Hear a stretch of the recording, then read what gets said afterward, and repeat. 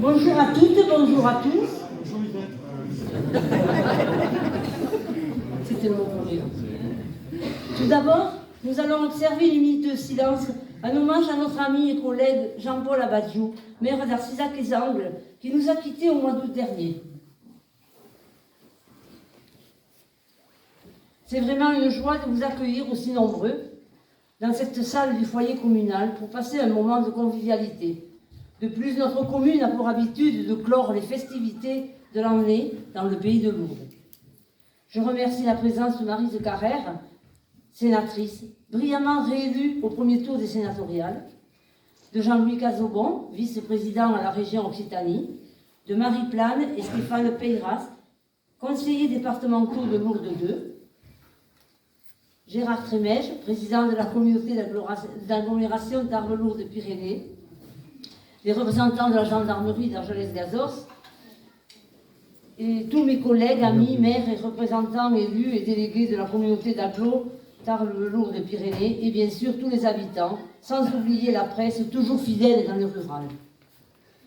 Je dois excuser Benoît Mournet, député, Fabien Tulleux, sous-préfet d'Argelès-Gazos, Viviane Artigalas, sénatrice, qui a été elle aussi brillamment réélue au premier tour des sénatoriales, Michel Pellieu, président du conseil départemental des Hautes-Pyrénées, qui s'est fait représenter par Stéphane Peyras, Thierry Lavitte, maire de Lourdes, Gérard Clavé, maire de Bartrès, Gilbert Gravelaine, maire de Saint-Criac, Sylvie Siloré, présidente de l'association en Baronnie des Angles. Je remercie le Père Marian, Angemur, diacre, la chorale de la Baronnie des Angles, pour leur contribution à la célébration de l'office religieux, ainsi que l'Alliance musicale de Lourdes et son président Pierre Mur. Nous avons été très sensibles à leurs prestations.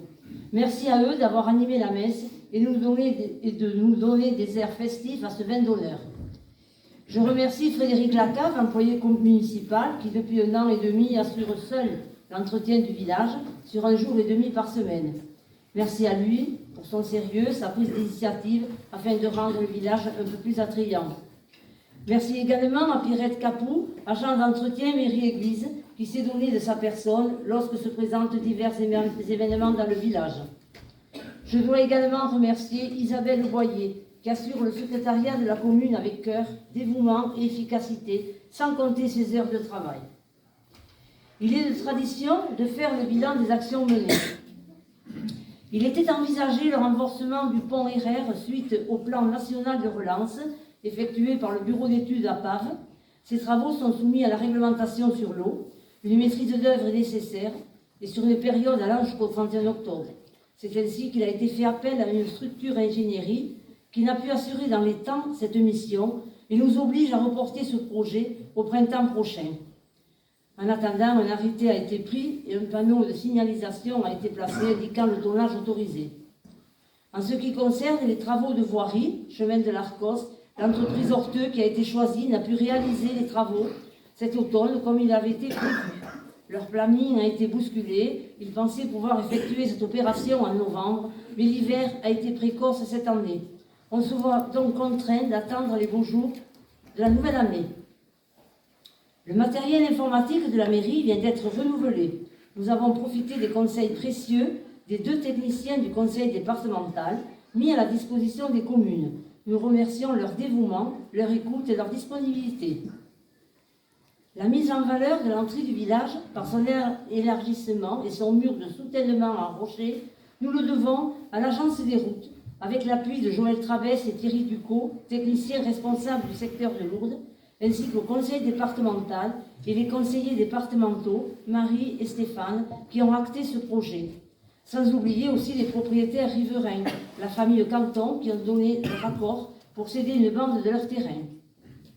Suite à cela, une étude a été faite par la DAC sur la mise en sécurité de la départementale 7, rue de la Baronnie et chemin de Sidalos. Des panneaux de signalisation ont été mis en place par des élus municipaux, après conseil de M. Travès de l'Agence des routes. Merci à eux pour cette opération. Merci aussi au conseil départemental pour leur aide financière dans la distribution des amendes de police avec l'appui de Marie Plane et Stéphane Peyras. Des pointes à temps ont été réalisées par l'entreprise Abadi de Lézignan sur le chemin de Sidalos, la Vignette et la rue du Tinquet. Merci à M. Abadi pour cet entretien annuel de la voirie. Je tiens à remercier les financeurs qui contribuent à l'accomplissement des investissements, l'État, le département, la région et la communauté de communes Tarbes-Lourdes-Pyrénées. Je remercie également tous les services administratifs qui nous réservent toujours un bon accueil. Nous travaillons avec eux en équipe et dans un bon esprit, tout particulièrement Antoine Rocan, occupant le poste de conseiller aux décideurs locaux. Son aide nous est utile, en particulier pour la gestion de la nouvelle nomenclature M57 que nous appliquons depuis le 1er janvier 2023. Je remercie aussi les services de la DAC qui sont toujours à l'écoute et de bon accueil et de bons conseils pour faire face aux difficultés du quotidien en indiquant la bonne marche. Et puis, ce sera du 18 janvier au 17 février 2024 qu'aura lieu le recensement de la population pour notre commune. Un agent recenseur a été désigné. Il s'agit de Madame Mathilde Diogo. Elle passera dans chaque foyer pour déposer les documents et pour aider, si besoin, à les compléter. Avant de terminer, j'aurai une pensée pour les familles du village éprouvées par le départ de l'être cher, particulièrement cette année où nous avons eu 4 décès, dont un tout dernièrement. Le conseil municipal et moi-même souhaitons la bienvenue aux nouveaux arrivants, en espérant qu'ils trouvent la convivialité et le bon vivre dans notre village. Je vais terminer en remerciant mon équipe municipale qui a soutenu chacun des projets, ainsi que les bénévoles pour leur implication et leur soutien tout au long de l'année, et notamment pour la préparation de ce vin d'honneur.